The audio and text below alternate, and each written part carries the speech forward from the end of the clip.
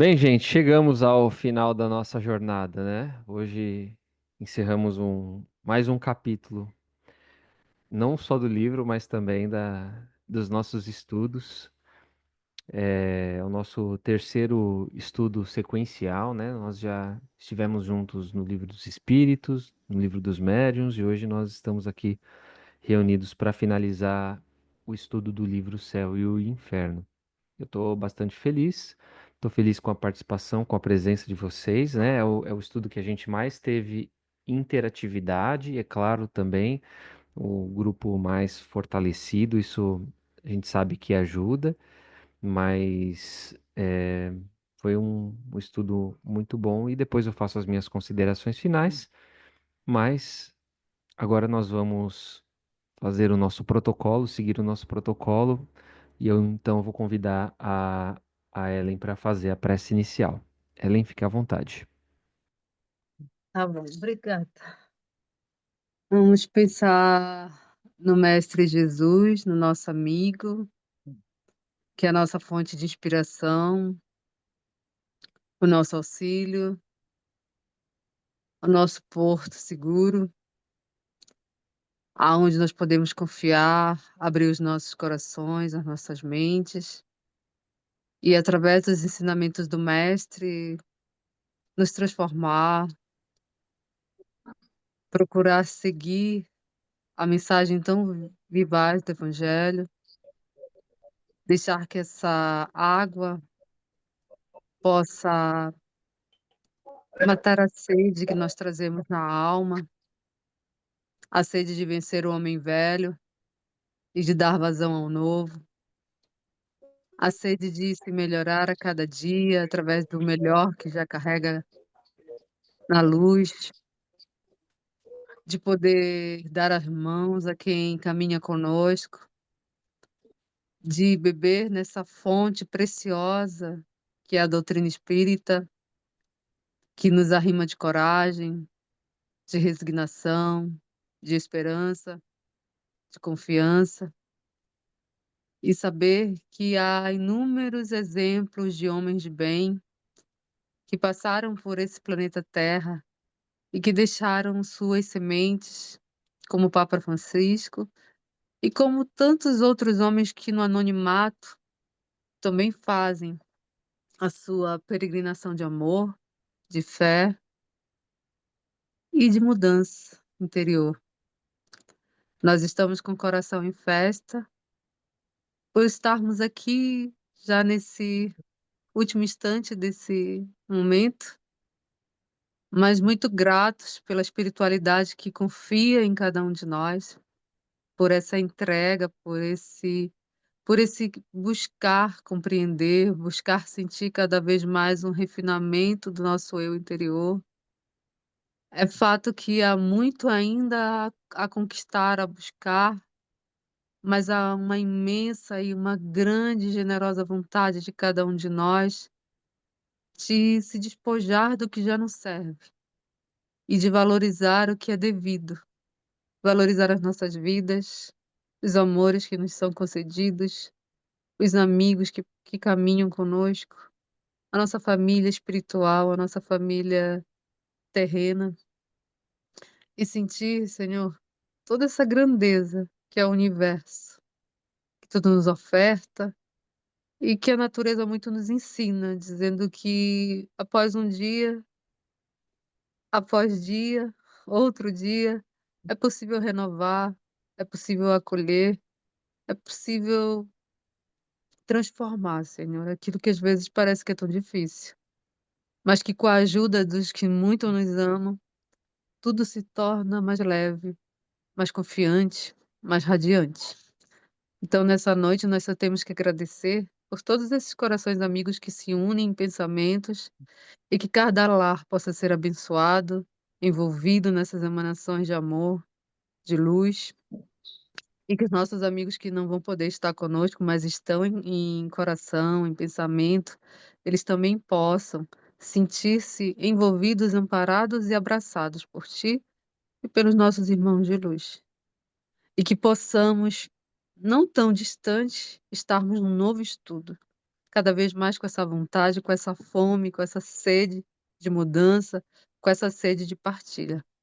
Obrigada, amigos espirituais, por ter a oportunidade e a gratidão imensa de estar aqui junto com esses corações nessa noite. Que a tua paz e a tua luz nos abençoe e que Jesus, nosso mestre, amigo, nosso, e sobretudo nosso médico das almas, seja sempre a nossa fonte de inspiração, de luz e de vida. Que assim seja. Que assim seja. Obrigado, Ellen. Lindas palavras. A Camila está com dificuldade de estabilidade aqui de sinal, né, gente? Eu vou fazer a leitura da mensagem, então, no lugar dela. Vou fazer a leitura de uma mensagem dita: Examinemos a nós mesmos. Ela é baseada no Livro dos Espíritos, questão 919. O dever do espírita cristão é tornar-se progressivamente melhor. Útil, assim, verificar, de quando em quando, com um rigoroso exame pessoal, a nossa verdadeira situação íntima. Espírita que não progride durante 3 anos sucessivos permanece estacionário. Testa a paciência própria. Está mais calmo, afável e compreensível? Inquire as tuas relações na experiência doméstica. Conquistaste mais alto clima de paz dentro de casa? Investiga as atividades que te competem no templo doutrinário. Colaboras com mais euforia na seara do Senhor? Observa-te nas manifestações perante os amigos. Trazes o evangelho mais vivo nas atitudes? Reflete em tua capacidade de sacrifício. Notas em ti mesmo mais ampla disposição de servir voluntariamente? Pesquisa o próprio desapego. Andas um pouco mais livre do anseio da influência e de posses terrestres? Usas mais intensamente os pronomes nós, nosso e nossa e menos os determinativos eu, meu, minha? Teus instantes de tristeza ou de cólera surda, às vezes tão conhecidos somente por ti, estão presentemente mais raros? Diminuíram-te os pequenos remorsos ocultos no recesso da alma? Dissipaste antigos desafetos e aversões? Superaste os lapsos crônicos de desatenção e de negligência? Estuda mais profundamente a doutrina que professas? Entendes melhor a função da dor? Ainda cultivas alguma discreta desavença? Auxilia os necessitados com mais abnegação? Tem orado realmente? Teus ideais evoluíram? Tua fé raciocinada consolidou-se com mais segurança? Tens o verbo mais indulgente, os braços mais ativos e as mãos mais abençoadoras? Evangelho é alegria no coração. Estás de fato mais alegre e feliz intimamente nestes 3 últimos anos? Tudo caminha, tudo evolui.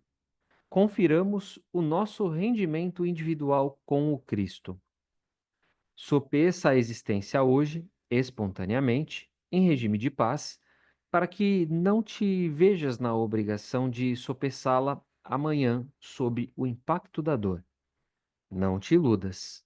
Um dia que se foi é mais uma cota de responsabilidade, mais um passo rumo à vida espiritual, mais uma oportunidade valorizada ou perdida. Interroga a consciência quanto à utilidade que vens dando ao tempo, à saúde e aos seus ensejos de fazer o bem, que desfrutas na vida diária. Faze isso agora, enquanto te vales do corpo humano, com a possibilidade de reconsiderar diretrizes e desfazer enganos facilmente, pois quando passares para o lado de cá, muita vez já será mais difícil. Livro é o Opinião Espírita. Ele é psicografado por Chico e por Paulo Vieira, e as mensagens são de Emmanuel e de André Luiz. Esse é de André Luiz, é o que me parece. Estou tentando encontrar aqui, mas não achei. Bom que faz com que a gente pense, né? 3 anos, pouco mais de 3 anos de estudo, somos os mesmos de 3 anos atrás. Vale a reflexão. Bem, vamos seguir o nosso roteiro. Já que eu estou com a palavra, eu vou fazer a leitura então do primeiro relato da noite de hoje.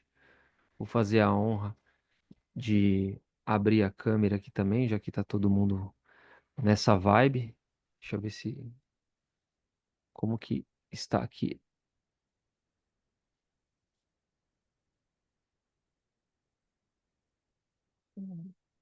Eu tô na mesma da Priscila, não quis abrir. Deixa eu fechar e abrir aqui. Botar é preta a tela. Eu tô vendo. Estou vendo que está preto. Deixa eu ver se às vezes eu tô com. Aí, agora sim, veio a luz. Nossa, não precisa ficar cego, Nossa, tá né? iluminado, hein? Vou desligar e ligar a luz. Exagerado, né? Aí, vou ficar no breu. Jogar mais pra trás. Pronto, melhorou. Tá muito próximo a luz. Beleza, gente, vamos lá. Vou fazer a leitura aqui do relato do Max, o mendigo, que é o nosso primeiro relato da noite de hoje, tá? Pai Max foi um velho que foi quase centenário. E ele morreu perto de 1850, num vilarejo na Bavária. Pera aí, só um minutinho.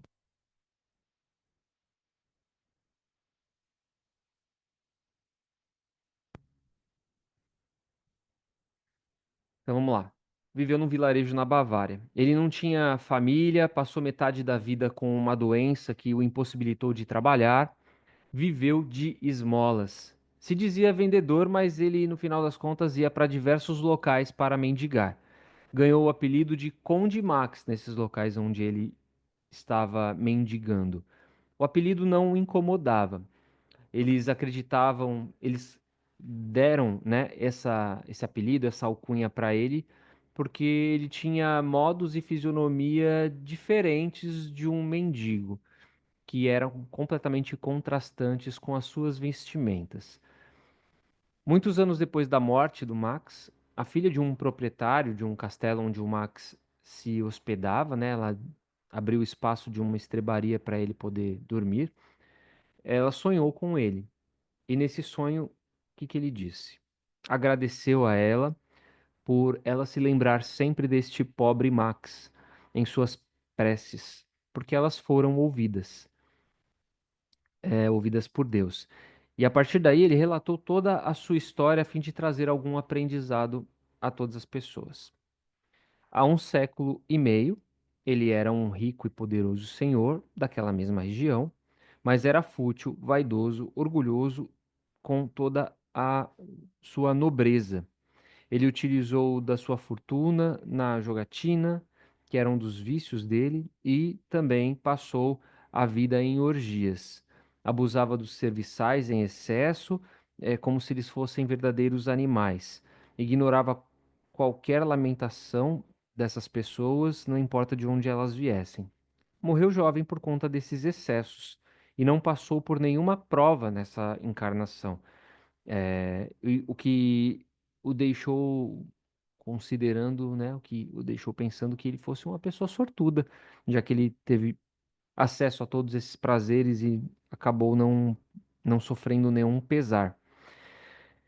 O seu funeral foi luxuoso, mas nenhuma lágrima foi derramada por pelas pessoas que estavam presentes. Nenhuma prece de coração foi feita para o Max.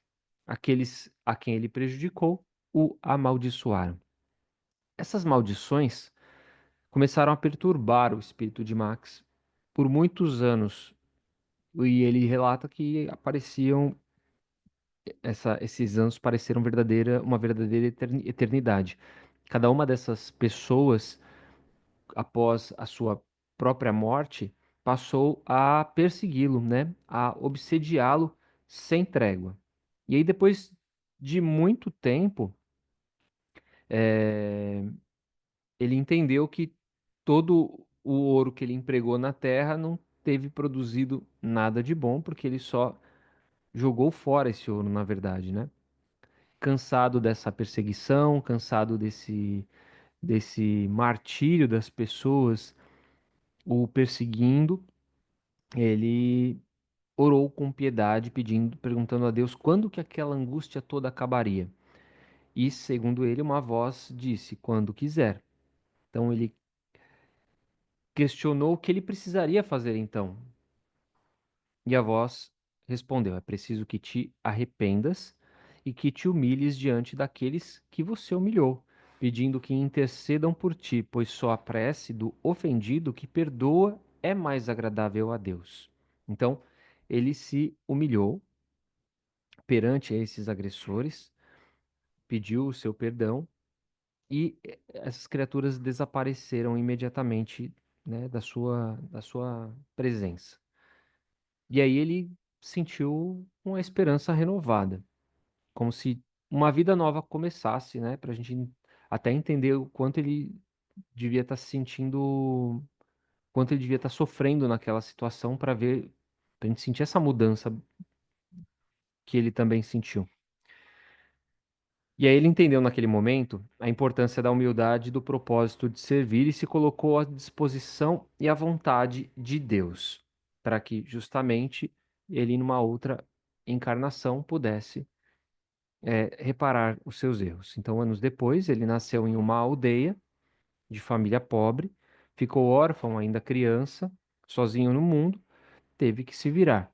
Trabalhou como dava, como operário, como lavrador, mas quando chegou aos 40 anos, ele teve uma doença. Os seus membros paralisaram, e aí foi o que fez com que ele precisasse mendigar durante 50 anos nas mesmas terras em que ele havia abusado na encarnação anterior. E por ironia ou não, né? Mesmo local que as pessoas o apelidaram posteriormente como Conde. Quando ele dormia, ele relata que a sua alma aproveitava e curtia no mesmo castelo onde ele foi um tirano. Ele via-se na mesma fortuna que ele tinha no passado.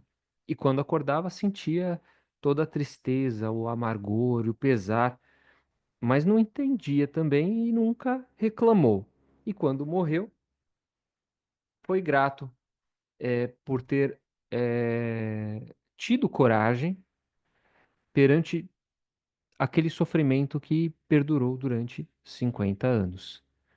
Ele encerrou no sonho dessa jovem, agradecendo as preces que ela havia feito para ele. Pai Max é um exemplo, né, dessa regeneração, de resiliência e de também como compreender o mau uso dos seus talentos recebidos durante a vida. E aí a dor e o sofrimento, né, fizeram também com que ele compreendesse a importância dessa resignação em vida, a importância da prece em vida e também do servir. Beleza? Alguém quer fazer alguma observação sobre a história de Max, o mendigo?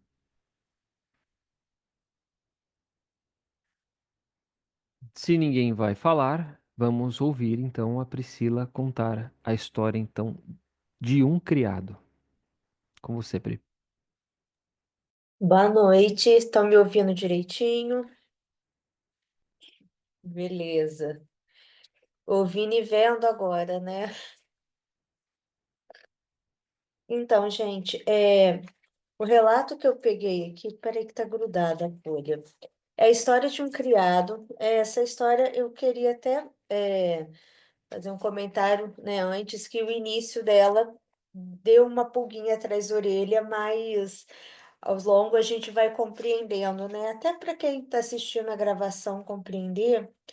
Porque conta, né, sobre um criado de uma família, né, e ele surpreendeu todo mundo porque ele era muito distinto com relação à educação dele, a forma de falar, de tratar. Ele não aparentava a inferioridade, né? Uma pessoa da condição dele, né? As pessoas até se surpreendiam com ele por ser um criado, uma pessoa pobre, mas aparentar toda aquela cultura, né? E ele foi visitar a terra natal dele e acabou falecendo por lá. E mais tarde, né, tiveram o desejo, né, de evocar esse jovem. Eu acho muito interessante porque eles colocam jovem, né? Então a gente já pensa, nossa, a idade que faleceu. Não colocou, né, data nem nada, apenas essa informação aqui. E ele começa contando, né, que na penúltima encarnação dele, ele era de uma família boa, mas que acabou indo à falência por descuido do pai dele. Ele ficou órfão e foi acolhido por um homem muito bom, que cuidou muito bem dele, mas ele, esse criado, né, deixou-se levar pela vaidade naquela época. Nessa encarnação presente, que ele foi o criado, esse homem que o acolheu era o senhor G, só fala o senhor de G, que era quem ele serviu. E ele quis espiar, né? Porque ele reconheceu e ele quis, nossa, perdi aqui. Ele quis espiar demonstrando devotamento, gratidão ao homem que o acolheu e cuidou bem dele.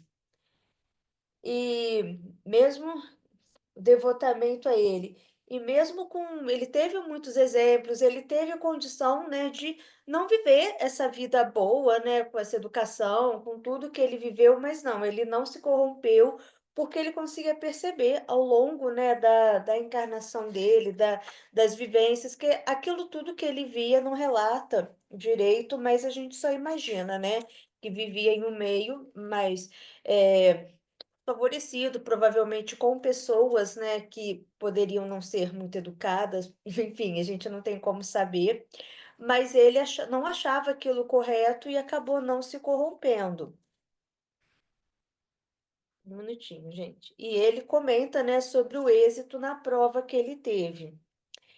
E aí perguntam para ele, né, sobre como foi esse devotamento, e ele disse que chegou a salvar a vida do senhor, o senhor de G, e ele contou que foi um passeio a cavalo, que tinha uma árvore que poderia ia cair em cima do senhor, e ele conseguiu a tempo, né, socorrer e salvar para que ele não falecesse. O senhor G, né, como foi narrado, ele até recordou, né, dessa história toda e perguntaram para ele: por que morreu tão jovem? E ele respondeu: porque Deus julgou a minha prova suficiente. E aí perguntaram para ele, né? Como pôde tirar proveito dessa prova, já que não tinha lembrança da causa, aquilo que o motivou a poder estar fazendo?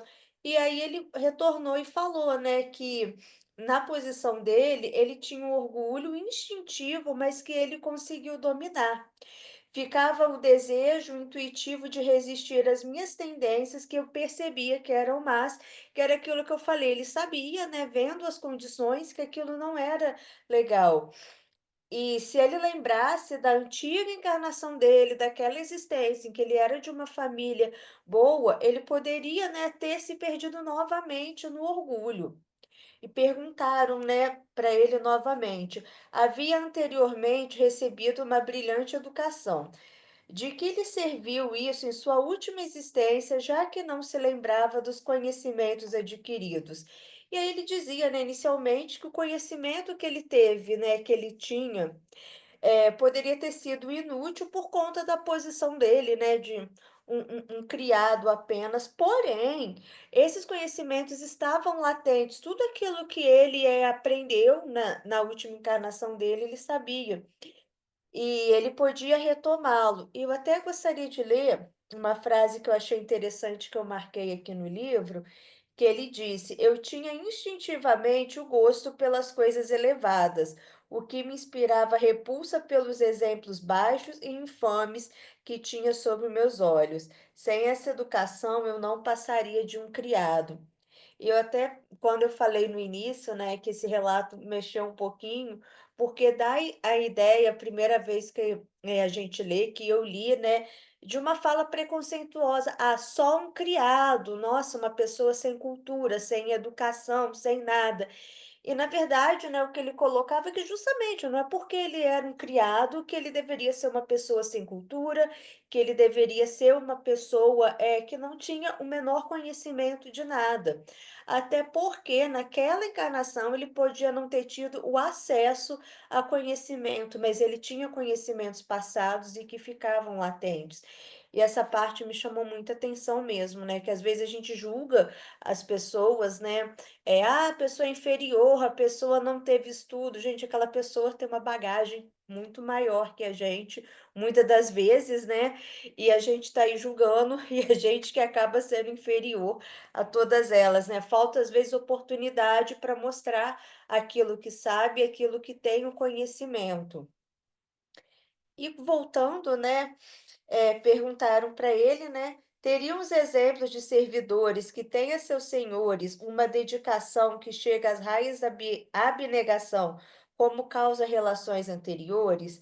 Então, quando perguntam para ele a respeito dessa relação de criado com seus senhores, e ele responde, né, que esses servidores são membros da mesma família, ou como ele, né, foi, no caso, algum devedores pagando a dívida.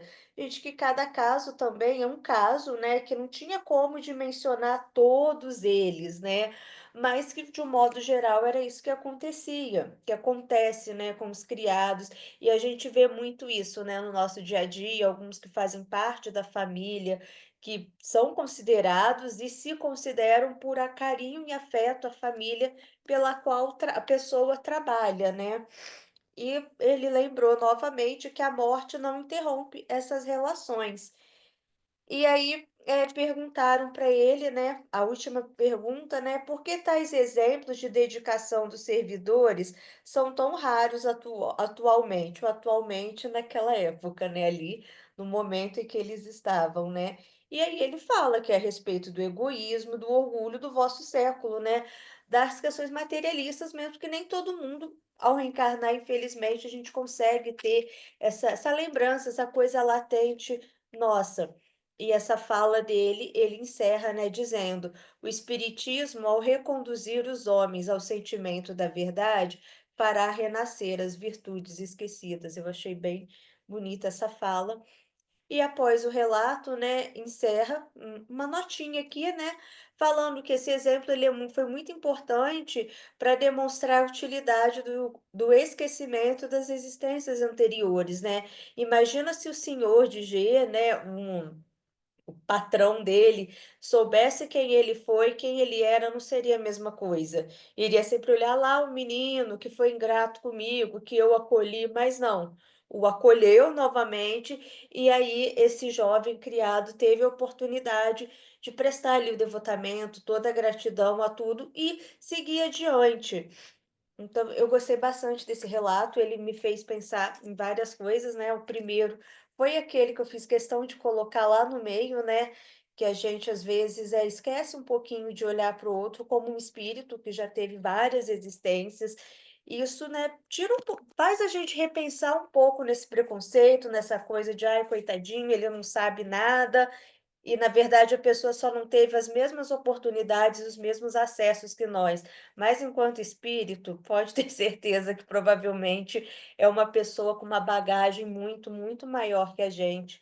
E o ensinamento, né, que o livro deixou, esse relato deixou aqui, né, que é como é bom para gente esquecer o passado é uma dádiva, né. Imagina se a gente tiver que lembrar de todas as coisas ruins, imagina se a gente tiver que lembrar das coisas ruins que as pessoas fizeram para gente no passado, essa oportunidade de reparar, de resgatar tudo, seria muito perdida. Que a gente possa olhar, né, para esse esquecimento com esse lado. E foi isso.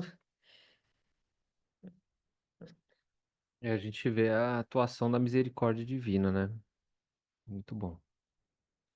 O próximo texto ele segue uma linha bastante parecida. A Camila continua longe de nós. Vou fazer a leitura do texto no lugar dela.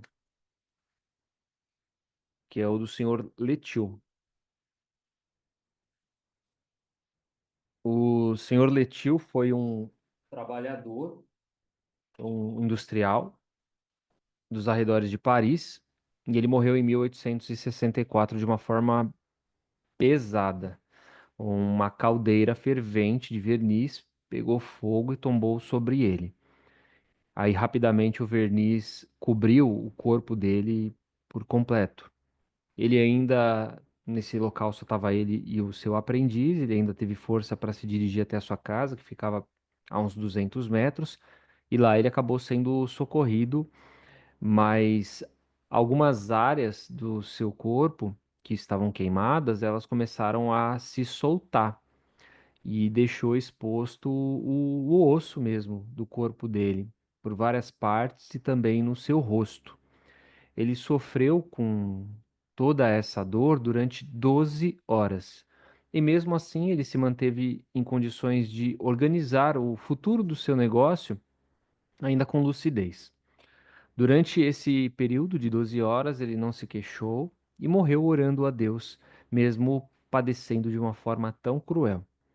Em vida, ele foi um homem honrado, de caráter afável e benevolente. Foi amado, foi querido pelas pessoas e se envolveu com os ideais espíritas também. Ele era médium, apesar de ter caído em algumas mistificações por ingenuidade própria, manteve a sua fé firme até os momentos finais. E aí a gente pensa, né, como que uma pessoa que foi tão boa para as pessoas, para outras pessoas, ela acaba tendo um final tão trágico, tão difícil, e a gente vê isso ainda nos dias de hoje e faz essa mesma reflexão.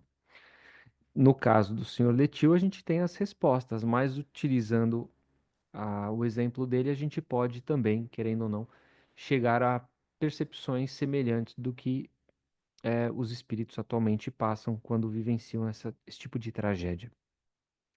Então, ele foi evocado pela Sociedade Espírita de Paris no dia 29 de abril de 1864, logo alguns dias depois que ele desencarnou. O seu espírito ainda estava tomado pelas impressões dessa morte tão terrível. Segundo o senhor Letil, ele estava ainda aterrorizado, porque era como se ele tivesse sobre a lâmina de um carrasco. O cheiro da carne queimada ainda. E as horas que ele passou agonizando ali, né? Ainda eram bastante presentes, bastante latentes para o seu espírito, mesmo ele sabendo que ele estava num local ou num momento onde ele não sofria mais. Mas sempre que ele se lembrava desses momentos, retornava com força e trazia para ele como se fosse uma realidade, e por isso que ele traz essas percepções tão agudas. E aí ele disse, né, que o espiritismo o ajudou, que sem o espiritismo ele teria permanecido nesse delírio do pós-desencarne de uma situação tão horrível. Disse que nas horas que ele estava ali em sofrimento, ele teve um sustentáculo, porque, como disseram, né, ele aguentou firme as 12 horas. E o que que ajudou ele? Segundo o próprio senhor Letil, ele diz que de forma silenciosa teve o apoio do seu anjo guardião, do seu mentor. E que assim que ele desencarnou, esse amigo espiritual o tirou daquela situação como se ele estivesse acordando de um pesadelo. Achei bem legal essa parte, né? Porque trazendo para a nossa realidade, como se a gente estivesse mesmo dentro de um pesadelo, a gente acorda e, ufa, não passou de um sonho, né? E ele estava numa situação invertida. Achei bastante interessante. Mais interessante ainda porque ele tinha essa percepção espiritual e compreendia do seu desligamento também.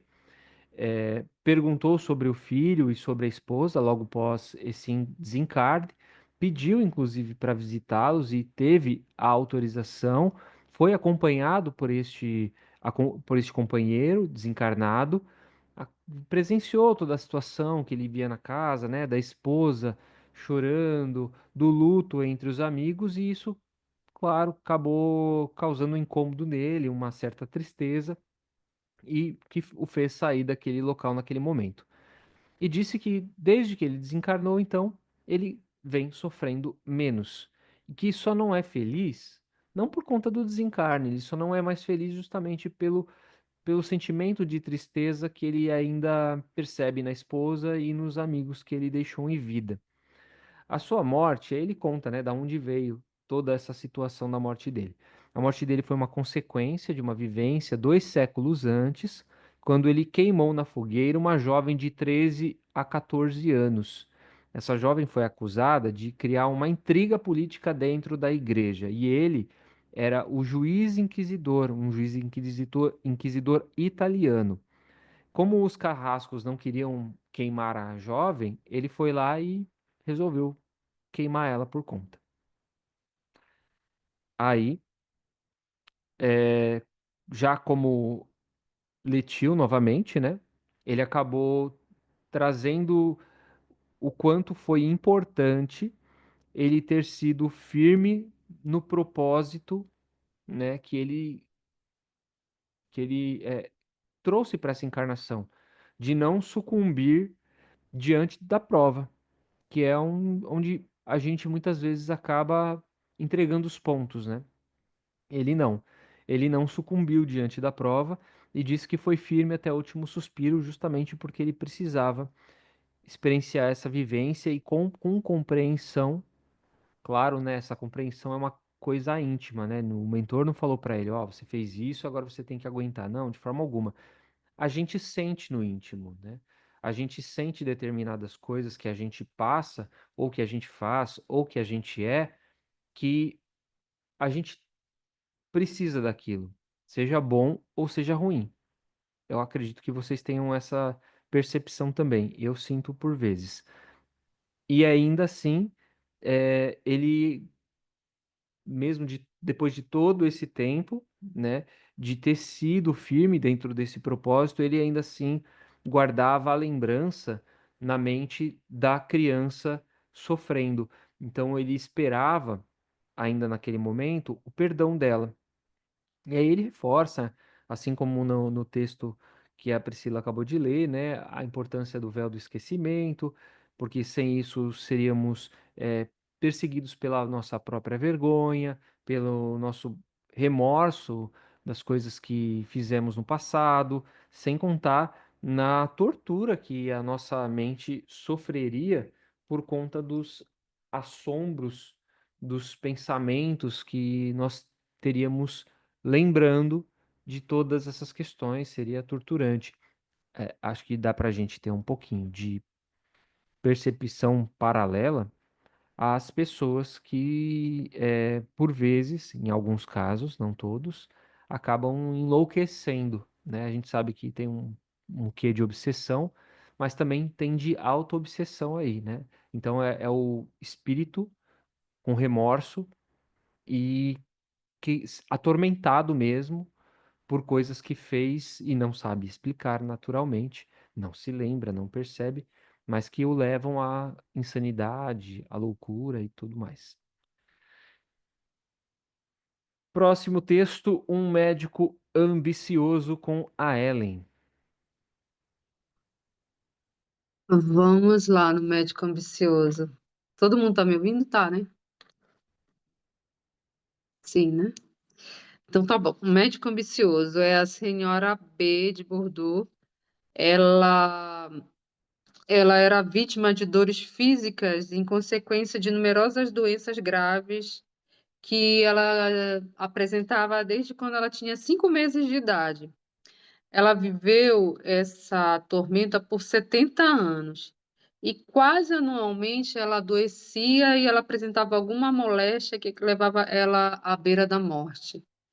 Então, ela passou pela experiência de ter por 3 vezes sido envenenada, em experiências de uma falsa ciência. E como ela tinha um organismo debilitado, tanto pela doença quanto pelos remédios dessa experiências, né, que na verdade não eram verídicas, ela, por ser cobaia dessas experiências, ela, ela teve os dias dela envolvida em muitos sofrimentos que que eram difíceis de suportar, né? 70 anos de vida passando por esses enfrentamentos não era nada fácil. Só que ela possuía uma filha, e essa filha era médium e era espírita. E essa filha, ela fez uma prece em que ela pedia que pudesse ser retirado da mãe dela, ou afastado da mãe, essa vivência, né? Que pudesse aliviar essa prova porque ela passava. Mas o guia espiritual da filha falou que seria mais interessante, mais louvável, que ela pedisse forças para a mãe, para suportar com paciência e resignação a prova que ela abraçou. E ele explica que tudo tem a sua razão de ser na existência humana. Os sofrimentos que causastes, não há um só que não encontre eco nos sofrimentos por que passais, nenhum de vossos excessos que não encontre contrapartida em uma de vossas privações. Ele fala que não tem, que toda lágrima ela tem uma falta, é como se fosse uma falta para pagar, ou até quem sabe um crime, como ele coloca aqui. Então, enfrentai, portanto, com paciência e resignação as vossas dores físicas e morais, por mais cruéis que vos pareçam. E lembrai-vos, aí ele faz uma comparação, né? Como se fosse um grande campo em que a gente tem um lavrador, mas ele não foca no cansaço e na fadiga, né? Ele imagina o que vem após a colheita das espigas douradas, que vai ser o resultado da perseverança, né, da labuta de cada dia. Ele faz essa comparação, essa metáfora. Então, ele fala que o desejo ardoroso da felicidade, que constituirá o fruto da sua paciência, torna-o forte diante das dores passageiras da humanidade, porque o Espiritismo traz isso para a gente, né?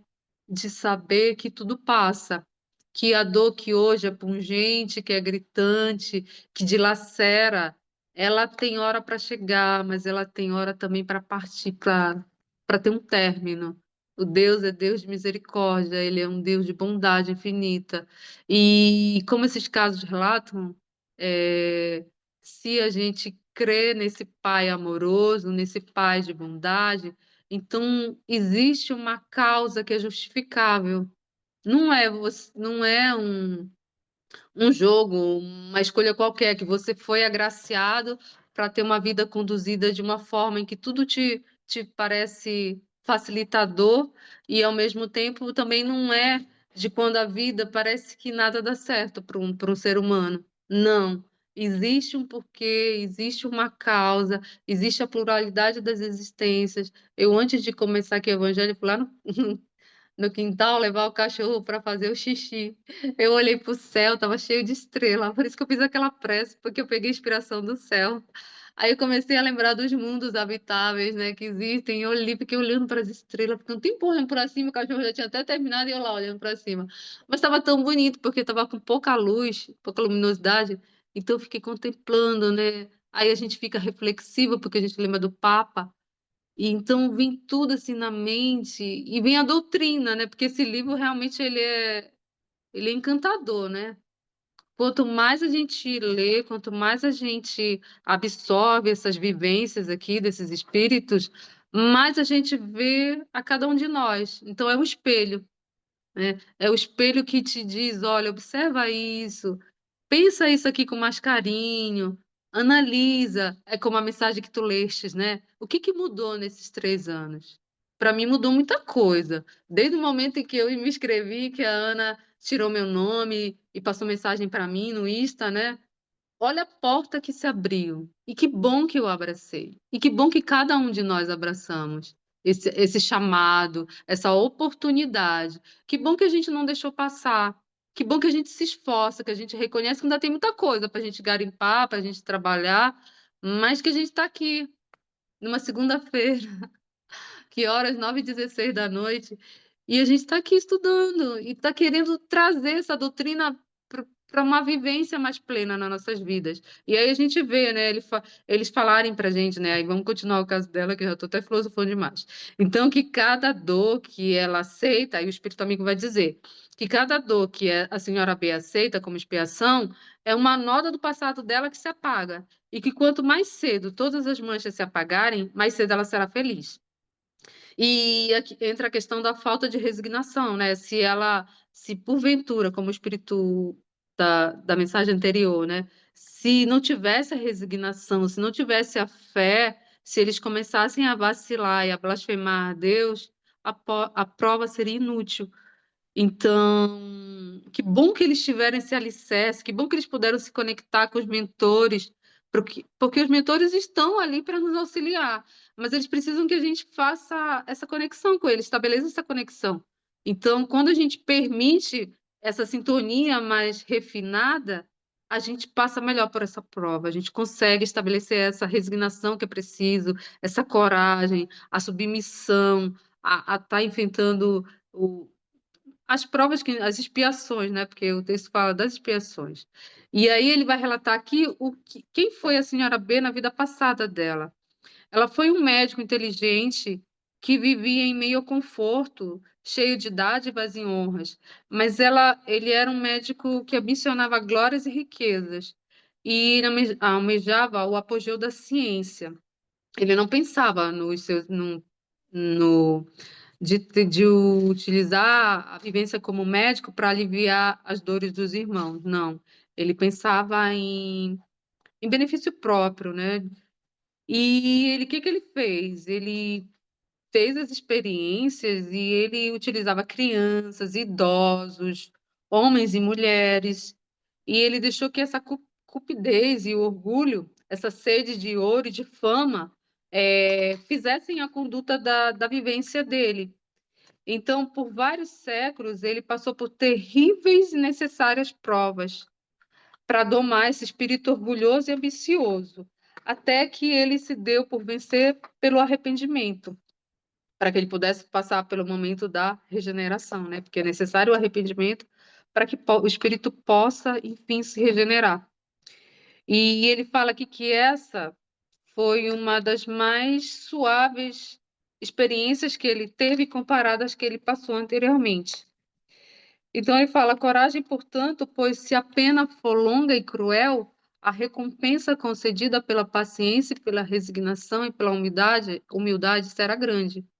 Aí aqui fala um pedaço final, né, que eu achei um verdadeiro poema, que ele diz assim: coragem, todos vós que sofreis, considerais quão breve é a vossa existência material.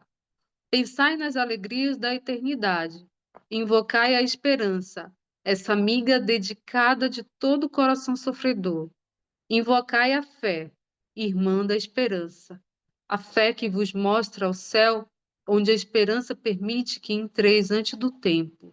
Invocai igualmente esses amigos enviados pelo Senhor, amigos que vos cercam, sustentam e amam, e cuja solicitude constante encaminhai-vos na direção daqueles que havem ofendido ao transgredir as leis divinas. Então, depois ele fala que, após a morte dela, né, da senhora B, ela transmitiu tanto à filha como à Sociedade Espírita de Paris várias comunicações em que ela só veio comprovar, né, o que já tinha sido falado antes, né, dos fatos que foram narrados da experiência da vida passada dela. Então é bem isso mesmo, né, que eu estava falando antes das estrelas, é a gente ter essa fé que é irmã da esperança, né? Que a gente tenha coragem, que a gente tenha resignação e que a gente tenha a consciência cada dia mais desperta que essa é a nossa melhor encarnação. A grande oportunidade que a gente abraçou e o nosso melhor, perfeito nós não somos ainda, mas que o nosso melhor a gente já é capaz de proporcionar, de compartilhar. Então, em cima desse melhor, e tendo essa consciência de que a gente tem essas mãos amigas, que eles estão na torcida pela gente, e só estão pedindo, olha, sintoniza com a gente, sintoniza conosco. Sei que às vezes pode ficar pesado, sei que às vezes vai ser dolorido, vai exigir de ti mais perseverança, mais fé, mais confiança. Mas vocês não estão sozinhos. Vocês têm ao Pai e vocês têm a nós.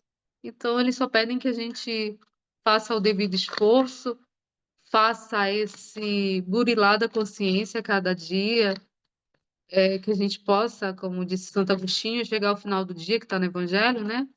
E se perguntar: o que foi que hoje eu fiz de produtivo no meu dia? Quantos irmãos eu pude levar uma palavra amiga, um consolo? Eu deixei o bem passar por mim? Eu fechei meus olhos quando veio a oportunidade de ser útil? Ou eu acolhi? Ou eu recebi? Ou eu compartilhei? Então, o Espiritismo traz essa mensagem para a gente, da gente se despojar mesmo, da gente buscar o nosso melhor e de confiar. E ela é uma doutrina consoladora porque ela vem dizer realmente que os nossos amores, né, não se perderam, eles estão à nossa espera. Daqui a pouco a gente reencontra, daqui a pouco a gente muda de roupa, de vivência, mas que a gente esteja cada vez mais um espírito consciente da sua trajetória, que é muito bela, porque a nossa trajetória tem vários corações vibrando por nós e nessa esperança de que a gente compartilhe o nosso melhor. Então, eu só tenho a agradecer. E que bom que é com vocês essa caminhada. Eu fico muito feliz. Obrigada. Valeu, Ellen. Obrigado. É, vamos para a sopa de letrinha do relato da Camila. É muita gente uma só, né? Quero ver você falar o nome dessa mulher aí. Olha, gente, eu Chama ela pesquisei, de tá? Madá. Ô, Madá. Não, Ô, nome tão bonito, Madalena. que é isso, né? A Adelaide Marguerite Goss. Ela era uma humilde e pobre criada que vivia perto de uma região na Normandia, né, em Harfleur, e que aos 11 anos começou a trabalhar para uma família muito rica e proeminente. Poucos anos depois, né, dela já trabalhando, né, com essa família, aconteceu uma inundação e essa família, né, trabalhava com a pecuária, ela perdeu todos os gados, né? E depois disso aconteceu inúmeras situações, né, que foram trazer essa família até, né, uma situação de miséria. E e depois disso, né, ao invés dela sair, né, e procurar um outro emprego, não. Ela abraçou essa família, ela chamou a responsabilidade, né, para ela, ofereceu dinheiro que ela tinha guardado de todos, né, durante todo esse tempo que ela havia trabalhado, né, que eram 500 francos, se eu não me engano, sim. E ela ofereceu para a família não queria aceitar, mas aí acabou aceitando, né, e ela cuidou né, dos tanto do senhor quanto da senhora, né, que os senhores, né, para qual ela trabalhava, e durante muito tempo até eles falecerem, né? Só que depois que eles faleceram, né, ela acabou se dedicando a uma filha que eles deixaram. Essa filha já tinha se casado e tal, mas ficou viúva e não tinha dinheiro, né? Tava sem recurso. Então, a Adelaide, né, ela trabalhou muito tempo e fez questão de cuidar dessa filha que eles deixaram. Então, aí depois de um tempo, a Adelaide, ela casou, né? E juntou o salário do marido dela e dela, que eu achei incrível aqui, porque como que o marido dela também devia ser igualmente bom para aceitar que eles dois juntos, né, trabalhassem e com esse dinheiro cuidassem, né, dessa senhora, né, para qual que ela já trabalhava, ela já cuidava. Então, eu achei assim. Vale ressaltar que ele também devia ser uma pessoa muito boa, mas não fala muito dele aqui. Então, passaram ambos a sustentar essa pobre mulher, a quem sempre chamou de sua senhora. Então, e esse sublime sacrifício durou cerca de 50 anos. É muito tempo.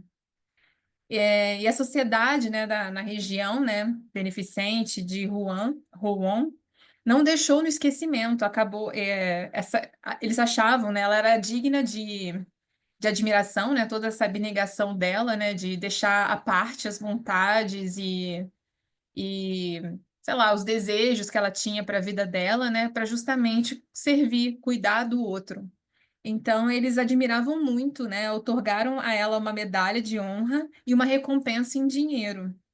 As lojas maçônicas também, né, da região, associaram-se igualmente a essa sociedade beneficente, né, que ajudou ela com uma quantia de dinheiro e também ofereceu uma pequena importância para auxiliá-la, né, porque realmente o trabalho dela era de muita abnegação. Então, eles acharam que, né, ela era muito digna de receber qualquer tipo de ajuda. E também, por fim, a administração local, como se fosse uma prefeitura, né, na região, ela também ofereceu secreta assistência, né? Secreta, porque uma quantidade menor de dinheiro, justamente para não deixar, né, não causar nenhum mal-estar com a Adelaide, porque ela não tinha medo do trabalho, né? Mas isso facilitaria um pouco mais a vida deles, né?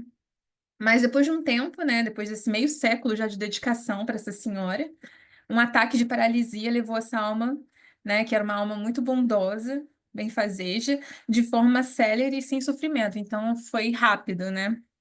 Olha aí o merecimento, né, desse espírito tão carinhoso que veio justamente para servir, cuidar, sem reclamar, né?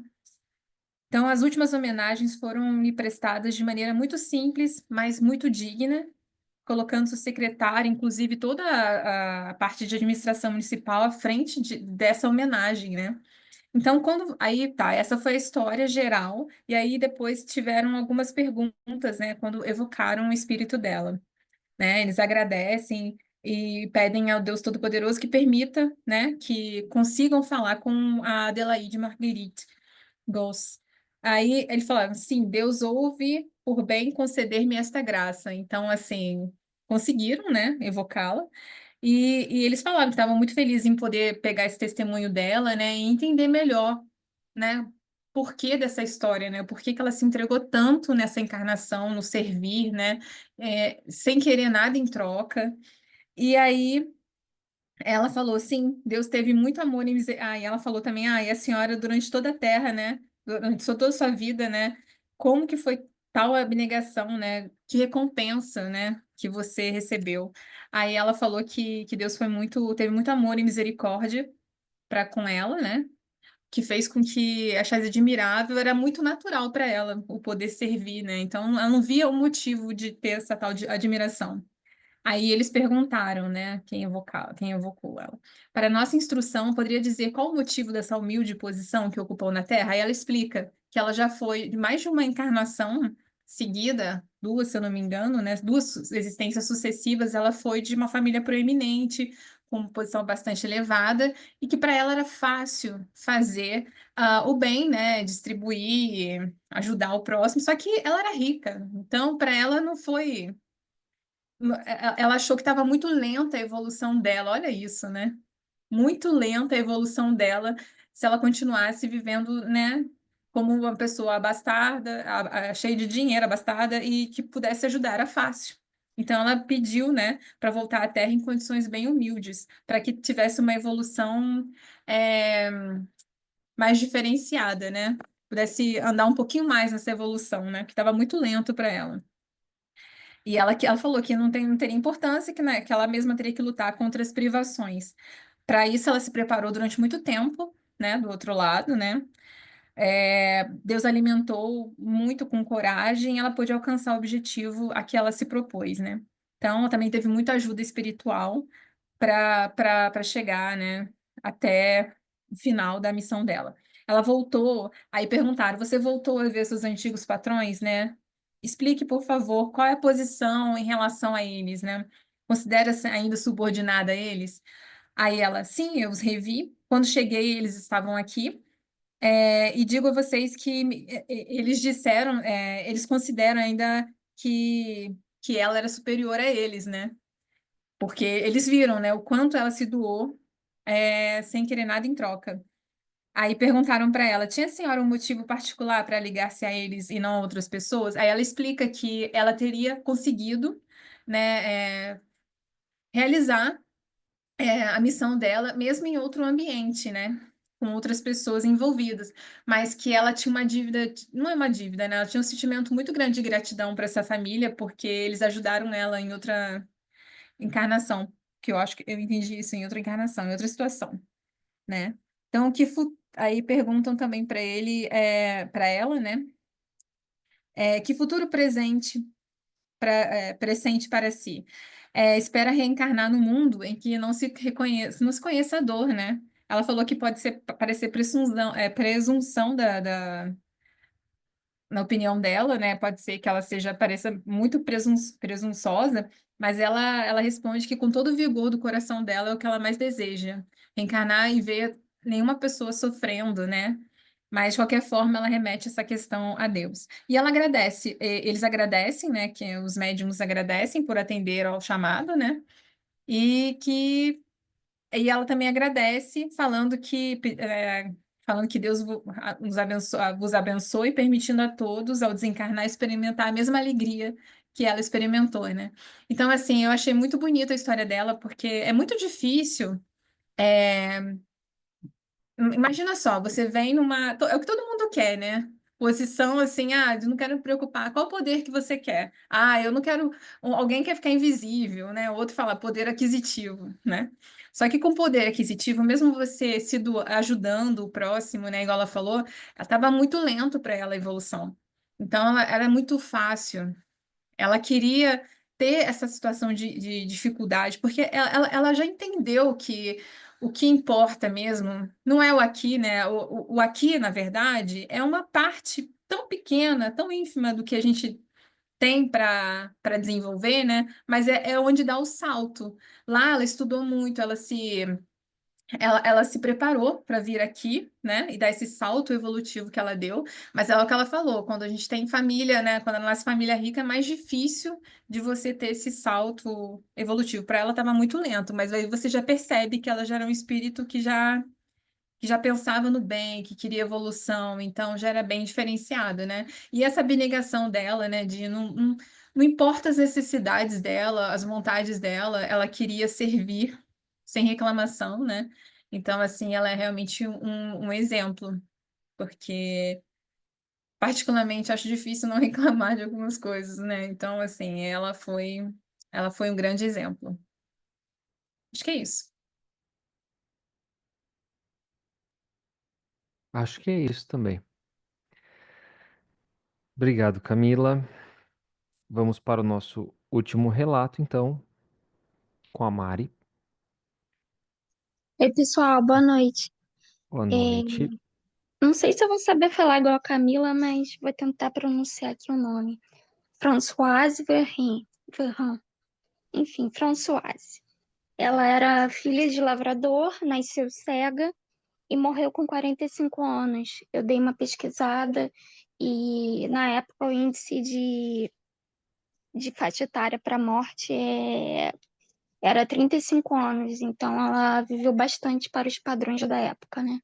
Ela ensinava catecismo às crianças, preparando para a comunhão, mesmo sendo cega, e relata um caso de numa noite de inverno ela teve que passar por uma floresta para chegar, eu entendi que era para chegar em casa, e ela estava acompanhada da sua tia, que parecia ser mais velha que ela, e o caminho era bem difícil, porque além de estar escuro, tinha muitos declives, né? Era íngreme e o terreno era irregular.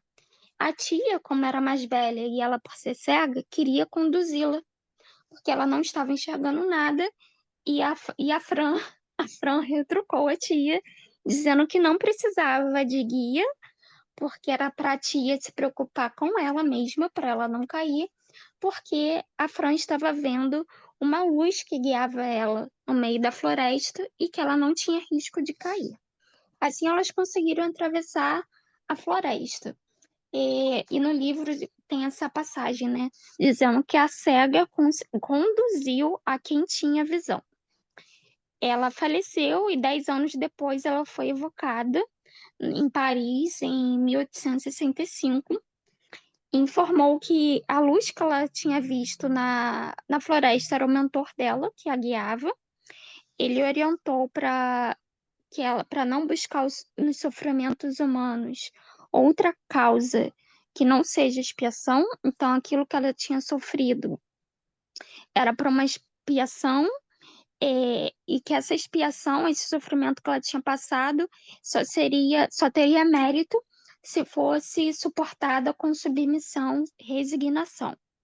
É, o, o relato aqui diz que através da prece a expiação pode ser atenuada, pois a prece atrai espíritos compadecidos do sofrimento humano, e a prece traz esperança e consolação nos corações do que sofrem.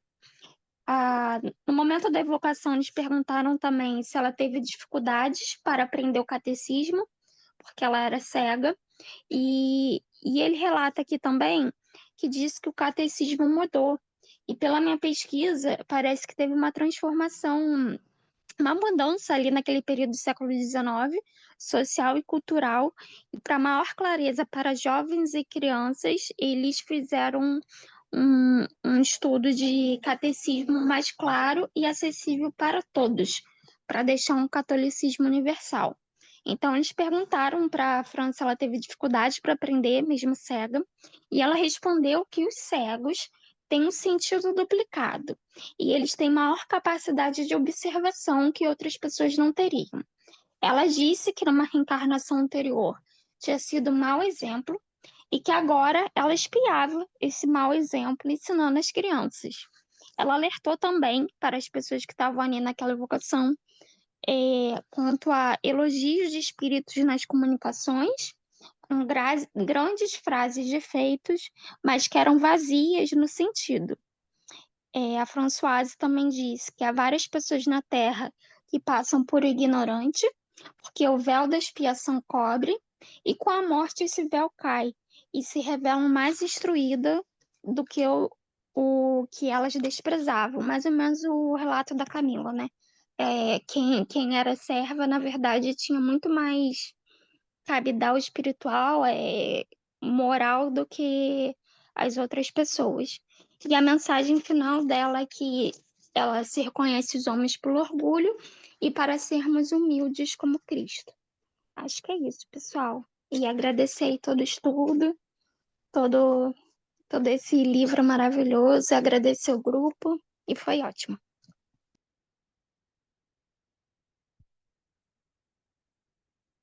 Depois eu vou perguntar pra Graça se ela viu ou vê a luz também. Ajuda nós, Grace. Eu não vejo a luz, mas a Grace é um ponto de luz pra mim, ó. Tenho certeza. Gente, eu adorei os relatos de hoje. Eu adorei demais esse capítulo, né? Não vou fazer nenhum comentário pontual, mas acho que depois dos, já deu branco aqui, do capítulo dos espíritos, dos criminosos arrependidos, dos de condição mediana, esse é um dos mais legais, porque mostra espíritos que tiveram inúmeras provações das mais diversas ordens, né, como a gente pôde ver nessas últimas semanas, e ao mesmo tempo não eram espíritos em uma condição já superior, elevada, mas conscientes, né? Espíritos que buscavam a reparação, que acho que ele meio que acaba encerrando todo o livro justamente para mostrar a importância da reparação nas encarnações e ter a consciência disso, o quanto isso pode ser recompensador para o espírito, o quanto isso pode literalmente lavar a alma e fazer com que o progresso dessas almas aconteça de uma forma mais fluida, mais rápida, né? Provavelmente já se passou por muitas dores.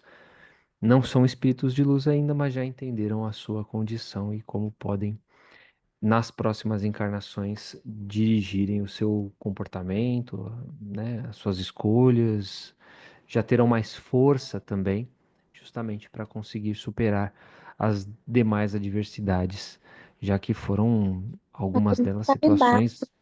algumas situações bem Apareceu aqui bem trágicas. embaixo.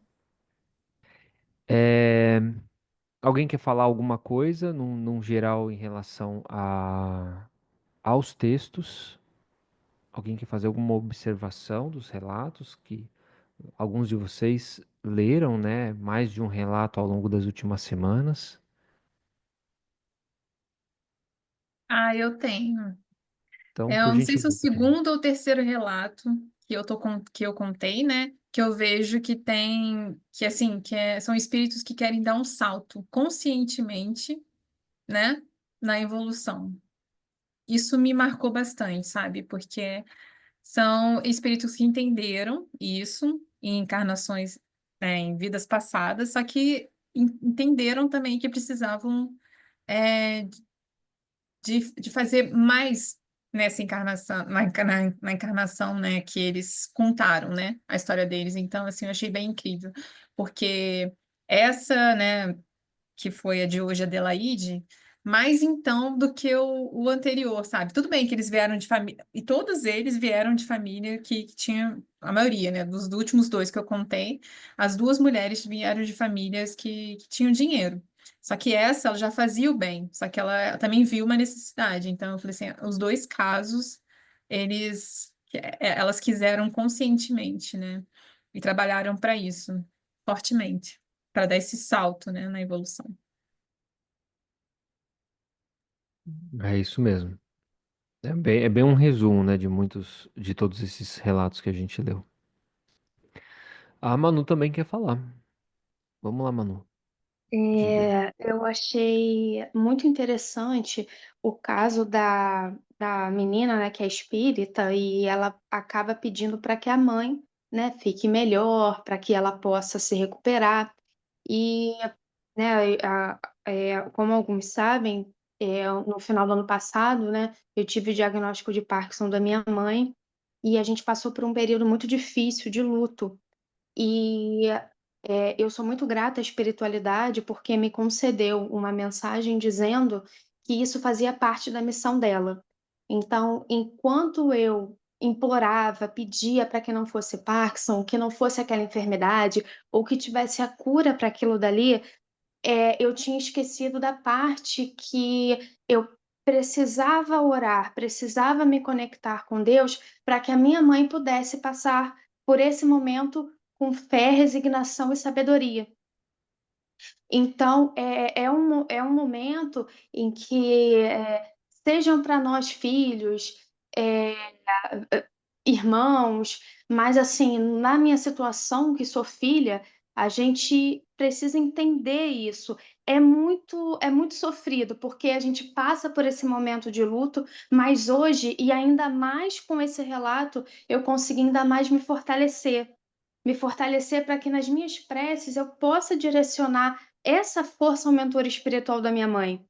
Então é assim, nada, literalmente nada é por acaso. Então a espiritualidade amiga, mais uma vez, me concedendo a oportunidade de buscar esse fortalecimento espiritual dentro do estudo com vocês, e eu sou muito grata por todo o carinho, por todo o companheirismo que vocês sempre têm, e por me mostrarem que não é só um estudo, não é só uma mensagem, mas o que aquela mensagem ali passa dentro do ensinamento do Cristo também passa para o nosso dia a dia como espírito.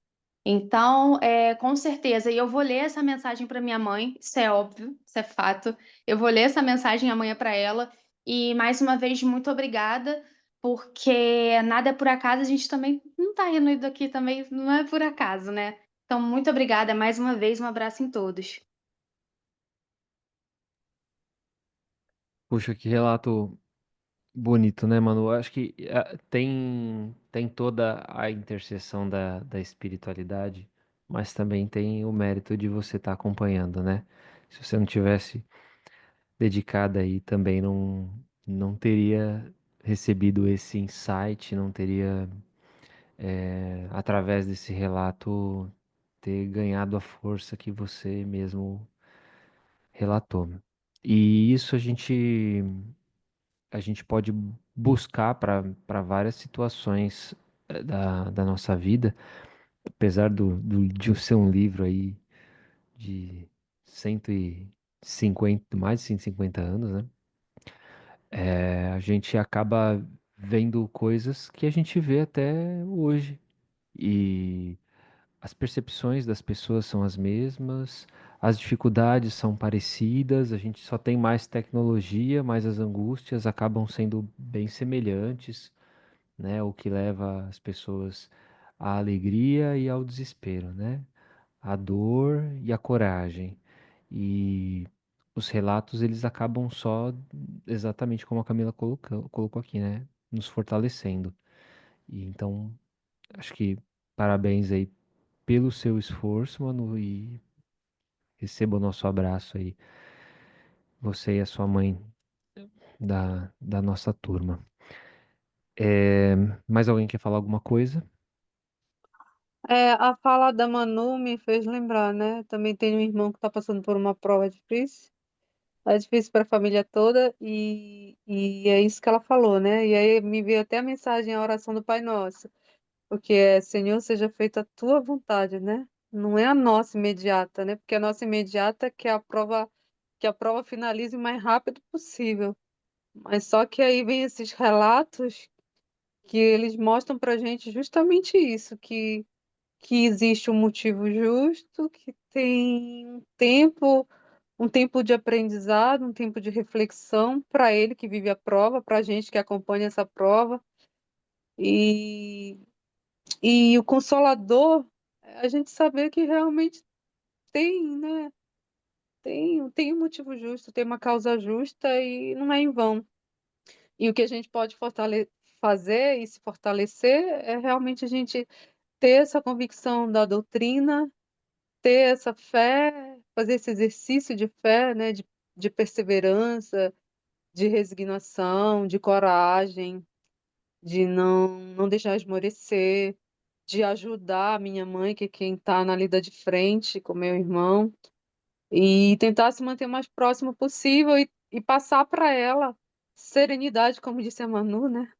Passar coragem, fortaleza, e ela até, minha mãe até fala muito, que ela agradece também por ter a doutrina espírita, e olha que ela não estuda tanto, ela só vai no centro, assiste palestra, para receber passe, mas ela é muito católica, então ela diz que se não fosse a doutrina espírita na vida dela, ela já teria enlouquecido. Porque se você não tem essa compreensão, as provas elas chegam e elas te deixam sem chão. Então você não sabe onde é que você se agarra, no que você confia. Então, por isso a preciosidade da doutrina que vai trazer para a gente uma explicação que a alma tem de cada um de nós, de entender o porquê de determinadas situações. E a gente só vai encontrar com a doutrina espírita. Porque as outras vão deixar a gente meio assim, ué, tem eleito, tem privilegiados, né? A gente não vai achar, não vai encontrar as respostas que vão sanar nossas inquietações. Então a gente só consegue se manter no equilíbrio porque, eu falo por mim, né? E pela vivência que eu observo na família, porque a gente tem a doutrina nesse caminhar, porque a gente tem um mestre. Porque se não fosse isso, realmente é para você enlouquecer. Mas como a gente tem, graças ao Pai, a oportunidade de entender, de entendimento, de compreensão, a gente busca se fortalecer através de todas essas vivências que a gente tem próximo de nós.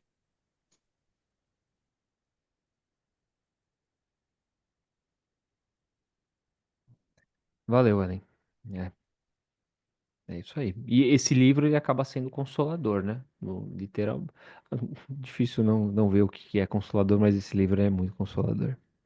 Muito consolador, traz muita esperança na vida futura, né? Tem vários aspectos que ele é uma chave para abrir portas. Mais alguém gostaria de trazer um relato sobre a obra ou sobre os últimos capítulos? Se não tivermos mais ninguém se manifestando, vou fazer o convite para Graciosa estar conosco e realizar a nossa prece de encerramento. Eu não sei se o microfone está ativado, sim? Sim, Sim, Que bom. Bom, eu acho que a nossa prece final não poderia ser em outro sentido, senão fazermos um convite aqui de agradecimento, certo?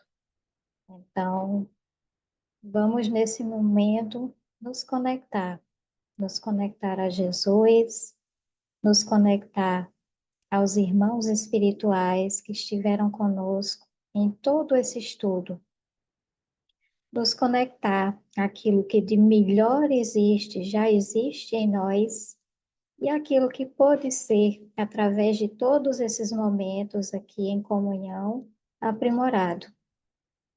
Gostaríamos, Pai, de agradecer por tudo o que podemos aprender, o que podemos compreender, por tudo o que podemos sentir e por tudo aquilo que ainda seremos chamados a vivenciar. Agora temos muitos caminhos, mas temos as sinalizações. Bendito seja Deus por cada emissário de luz, por cada exemplo, cada ser que nos cruza o caminho, que semeou o terreno antes, para que pudéssemos caminhar com muito mais força, com muito mais compreensão, com muito mais amor. Agradecemos, Pai, por todos aqueles que estiveram aqui nesse estudo reunidos, por todos aqueles que, mesmo nas atribulações do dia a dia, nas confusões rotineiras, no cansaço, na fadiga e nos mais diversos obstáculos, estiveram reunidos aqui através do verbo, do sentir e do viver, compartilhando cada exemplo.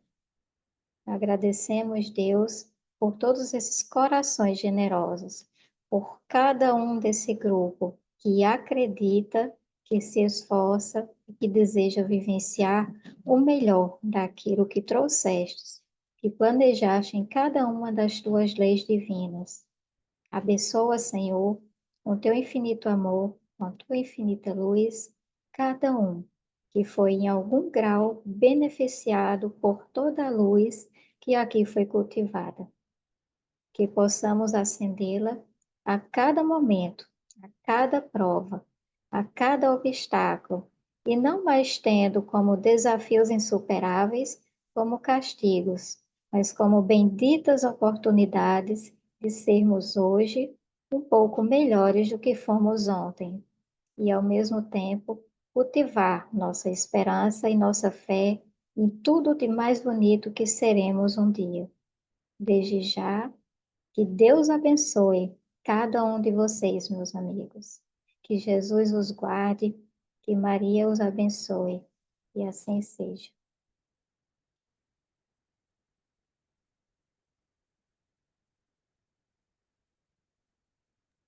Que assim seja.